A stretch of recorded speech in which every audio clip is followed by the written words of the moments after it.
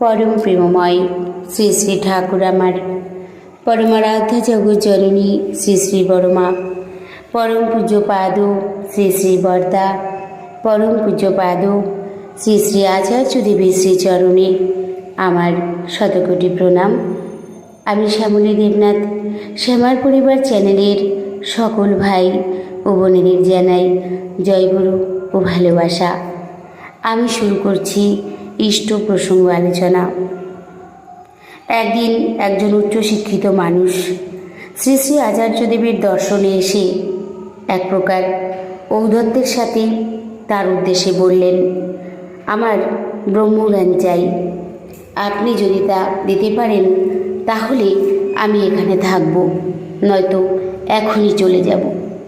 তিনি নির্বিকার নির্লিপ্তভাবে শুধু বললেন, ব্রহ্মজ্ঞান তো অনেক বড় কথা, আমি তো এটুকুই বুঝি, একটা বড় বেডশিটকে আমরা আমাদের ছোট্ট হাতে ধারণ করতে পারি না, তাই বেডশিটটাকে হাতের মুঠিতে আনতে হলে একটা কোণা ধরে আস্তে আস্তে গুটিয়ে আনতে হয়। তেমনি অনন্ত অসীমকে ধারণা করতে গেলে একটি কোণা ধরে শুরু করতে হয়। সেজন্যই আমাদের লিভিং আইডিয়াল চাই। সব প্রবৃত্তির ঊর্ধ্বে যিনি থাকেন একমাত্র তারই প্রকাশ হতে পারে। এভাবেই হয়তো পরম পুরুষ আমাদের মাঝে তার নিজের স্বাক্ষর রেখে যান। তার সান্নিধ্যে থেকে যাই উপলব্ধি করা যায় তার উপর গভীর প্রত্যয় আসে, কারণ তার সবটাই নিজের অন্তরের সম্পদ। কখনোই কোনো কিছু তিনি নিজে থেকে চাপিয়ে দেন না। সত্যকে অভ্রান্ত করে উপলব্ধি করতে গেলে যতটুকু গ্রহণ ক্ষমতা ও ধৃতিশক্তি চাই, তার অধিকারী না হয়ে উঠলে অনুভূতি আসে না। ভাষার বোঝাই বহন করে বেড়াতে হয়।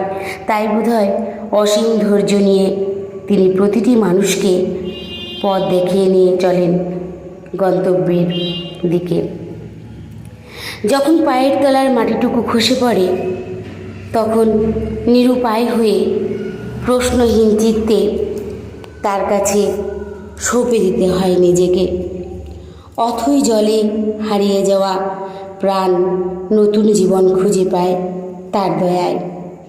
গভীর কৌতূহল জাগে, কে তুমি? সময়ের সাথে সাথে সংসারের নানা কোলাহলে কোথায় হারিয়ে যায় সেই জিজ্ঞাসা। ক্ষুদ্র মন বারবার তার অহংয়ের সীমায়িত বেষ্টনীর মধ্যে আবার ঘুরপাক খেতে থাকে। সেই সব ঘাত প্রতিঘাতে নানা রকম প্রশ্ন ভিড় করে মনকে ভারাক্রান্ত করে তোলে। তাই যুক্তি শুধুমাত্র তারই ঠিক থাকে যে তার সাথে যুক্ত। বিশ্বাস একমাত্র তাকেই করা যায় যার ভাবা বলা করার মধ্যে কোথাও কোনো অসঙ্গতি নেই।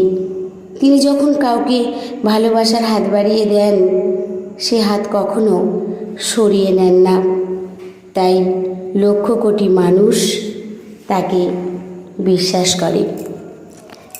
তাকে বিশ্বাস করার অর্থ এই নয় যে সব সমস্যার সমাধানের জন্য তার মুখাপেক্ষী হয়ে থাকা সে তো দুর্বলতা, বরং তাকে ধরে যে নিজের অন্তরে ঠাকুরত্ব জাগ্রত করতে যতটুকু প্রয়াসশীল হয়, তার ভাবা বলা করার মধ্যে ততটুকু সামঞ্জস্য আসে, আর সে ততটুকুই বিশ্বাসযোগ্য হয়ে ওঠে নিজের ও অন্যের কাছে। তাকে না ধরে এলোমেলো মার্জিমাফিক এগোতে গেলে মানুষ নিজেকে নিজেই প্রতারণা করে আর অন্যকেও বিভ্রান্তির দিকে ঠেলে দেয়। রাতের অন্ধকারে হ্যাজাক লাইট এত উজ্জ্বল মনে হয় যে চোখ ধাঁধিয়ে যায়। যা কিছু আলো বিকিরণ করে তার মূল উৎস যেমন সূর্য, তেমনি যে যত বড়ই হোক না কেন, সমাজে যত প্রতিষ্ঠিতই হোক না কেন, তিনি আছেন বলেই যা কিছু সব আছে। তিনি যুগপুরুষ, তিনি পরম পুরুষ। মূর্ত ঈশ্বর, তাকে পাওয়াই শেষ কথা। সমস্ত দ্বন্দ্ব দ্বিধার অবসানে চিরতরে মন প্রশ্ন শূন্য হয়। হিয়ার সবটুকু জুড়ে তখন তিনি পূর্ণ হয়ে থাকেন। সব চাওয়া পাওয়ার হিসেব নিকেশ চুকে যায়। জীবনের যথা সর্বস্ব উজাড় করে তার অপার প্রেমে অবগাহনের সুখের অনুভূতিতে পূর্ণ করে রাখে অন্তরকে। গতিময় জীবন যখন সাংসারিক জটিলতায় আবদ্ধ হয়ে পড়ে, তখনই মন পরিশ্রান্ত হয়। ভারাক্রান্ত দৈনন্দিন জীবন থমকে দাঁড়ায়, এলোমেলো হয়ে যায় চলন। সাংসারিক নানা রকম দুশ্চিন্তা জীবনের গতিকে রুদ্ধ করে দিতে চায়, অথচ সেই দুশ্চিন্তার ভার তাড়ানো যায় না, উপেক্ষা করা যায় না। ঠাকুর বললেন, তাড়ানো দিয়ে কী কাম, ইষ্টচিন্তা ইষ্টকর্ম বাড়ায় দাও, তখন ওগুলি অত দৌরাত্ম্য করতে পারবে না। নদীর স্রোতের উতাল পাতালে ঢেউ যখন তলিয়ে নিয়ে যেতে চায়, তখন তীরের বাঁধন ধরে রাখে। এও তেমনি সব কিছু নিয়ে এগিয়ে চলতে হবে আমাদের। গিঁটগুলো খুলতে হবে ইষ্টপ্রাণতায়, ইষ্ট সেবায়। তিনি যাতে খুশি হন তাই করে চলা, তা যত কঠিনই হোক না কেন। তাই আসুন আমরা সকল সময় তার নির্দেশিত পথে চলার চেষ্টা করব। তিনি যেভাবে বলেছেন তাকে অনুসরণ করে চললে আমাদের জীবনের চলা পথ সুন্দর হয়ে উঠবে। আমরা সকলেই বাঁচতে চাই, সকলেই বেড়ে উঠতে চাই। তাই ঠিক কর্ম করে আমাদের সেই বেড়ে ওঠার পথে এগিয়ে চলতে হবে। সবাই ভালো থাকবেন, সুস্থ থাকবেন। পরম দয়ালের শ্রীচরণে আমি সকলের জন্য মঙ্গল প্রার্থনা করি। জয় গুরু, বন্দে পুরুষোত্তমম।